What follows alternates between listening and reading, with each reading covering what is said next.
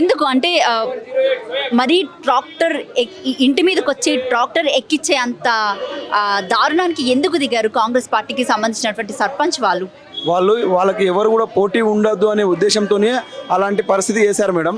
వాళ్ళకు పోటీ ఉన్నందుకు అంత కక్ష కట్టారు మేడం. వాళ్ళకి ఏం చేశారంటే మేడం, మాకు పోటీ ఎవరు ఉండద్దు, మాకు పోటీ ఎట్లా వచ్చిరు అనే ఉద్దేశంతోనే కక్ష కట్టి ట్రాక్టర్ తీసుకొచ్చి గుద్దించారు మేడం వాళ్ళు. అంటే ఇలాంటి సిచ్యువేషన్ రావడానికి వాళ్ళిద్దరి మధ్య వైనం ఏంటి అనేది మీకు ఏమైనా ఐడియా ఉందా? అసలు ఏం లేదు మేడం, ఎలాంటి వైనం లేదు, ఎలాంటి ప్రాబ్లం లేదు మేడం. వాళ్ళు మేము గెలిచినాక ఒక్కొక్కరిని ఎవరిని కూడా ఉంచాం, అందరినీ చంపేస్తామనే ఉద్దేశంతోనే చంపేస్తామని మాకు ఆల్రెడీ ఒక 2 రోజుల ముందే చెప్పారు మేడం. చెప్పి మరీ చేశారు మేడం. సోమవారం హాస్పిటల్లో ఉన్నటువంటి భారతి ఎవరైతే ఉన్నారో ఆమె పరిస్థితి ఏంటి? ఆమె పరిస్థితి క్రిటికల్ గా ఉంది మేడం, సీరియస్ గా ఉంది. అది ఇంకేం చెప్తలేరు మేడం డాక్టర్లు మాకు. అంటే నడుం దగ్గర నుంచి ఇట్లా తొక్కించుకొని పోయారు కదా, ఏంటంటే బ్రతికే ఛాన్స్ ఉందా లేదా?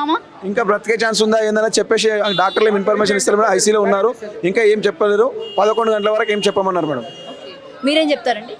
ఏం లేదండి, ఒక ప్రభుత్వం మాది ఉన్నది అనే దురహంకారంతో ఈ విధంగా చేయడం తప్పు. ప్రజాపాలన అంటారా ఇది?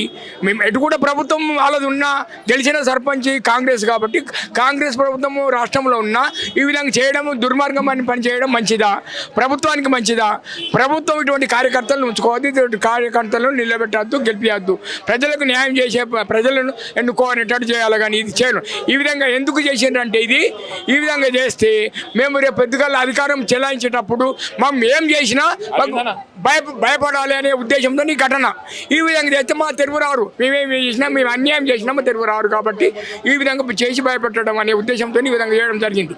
ఆడది అని కూడా చూడకుండా అంటే లేడీ మీడికి ట్రాక్టర్ ఎక్కిచ్చేస్తుంటే ఎవరు అక్కడ చూస్తూ ఆపలేకపోయారా ఏంటి? అసలు అక్కడంతా ఓడిపోయిన క్యాండిడేట్ సర్పంచ్ క్యాండిడేట్ ఇంటికి పరామర్శించుదామని పోయారు. అక్కడ ఆడోళ్ళంతా పోయారు. ఆడోళ్ళు అక్కడ కూర్చున్నారు అడుగు మీద. మెయిన్ రోడ్కే ఉంటుంది ఇల్లు, ఓడిపోయిన సర్పంచ్ అభ్యర్థిది. అతని ఇంటికి పోయి పరామర్శిస్తాము, బాధపడుతుండు, ఏడుస్తున్నాడు, కర్మర్శిస్తాము పోయారు. దానికి ఆయన కావాలని ట్రాక్టర్ తీసుకొచ్చి ఆ ఓడిపోయిన అభ్యర్థి ఇంటి ముందట ఉన్న ఆడవాళ్ళను, ఆ అభ్యర్థిని, ఓడిపోయిన సర్పంచ్ అభ్యర్థిని చంపుదాము, ఇచ్చేద్దామనే ఉద్దేశంతో రావడం జరిగింది. వచ్చి ఇల్లుకు గుద్దిర్రు ఓడిపోయిన అభ్యర్థి ఇంటికి. మళ్ళా రివర్స్ కూడా తీసుకొని మళ్ళీ ముందుకు పోయారు. ఆ 2 పయ్యలు అయితే ఉన్నాయో మీదికి వచ్చినాయి, ఆమె ఇట్లా బోట పడ్డది. మళ్ళీ ముందటికి వచ్చి మళ్ళీ వెనక్కి తీసుకున్నాడు, మళ్ళీ వెనక్కి తీసుకొని మళ్ళీ ముందటికి అన్నాడు. మరి ఆ కల్టివేటర్ కూడా దించే ప్రయత్నం చేసిండు మీద, కానీ అది దించలేదు. కాబట్టి ఈ విధంగా చేయడం అన్యాయము.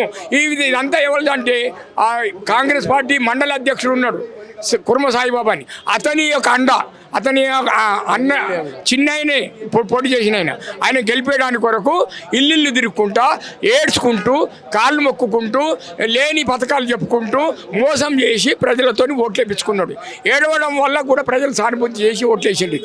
మరి అర్థాన్ని కూడా నువ్వు వేయకపోతే మీ సంగతి చూస్తాం మీరు అని దాంతో వాళ్ళు ఓట్లు వేయడం జరిగింది. భయపడి రేపు ఏం చేస్తాడో మేము ఓట్లు వేయకపోతే అనే ఉద్దేశంతో ఓట్లు వేసి గెలిపించారు. అతను ఏడవడం వల్ల కానీ, అతను భయపెట్టడం వల్ల కానీ సోమవారపేట కామారెడ్డి జిల్లా ఎల్లారెడ్డి మండలంలోని సోమవారపేట గ్రామంలో జరిగిన సంఘటన ఇది.